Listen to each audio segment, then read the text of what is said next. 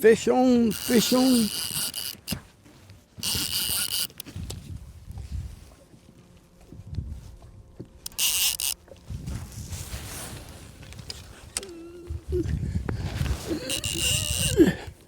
Woo! Trying to get him away from the stumps, y'all.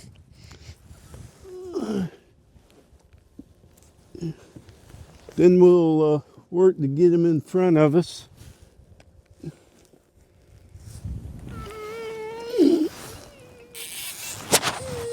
Woo!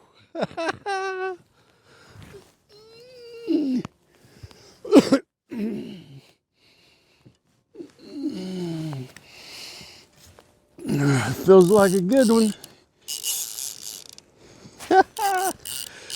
Now we go to get him in front of the kayak.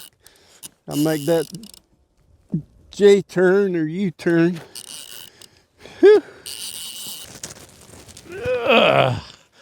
Supposed to net him head first. Gripper on him.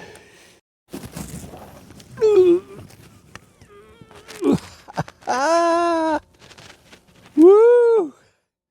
What a beautiful fish. Woo! Awesome. Woo!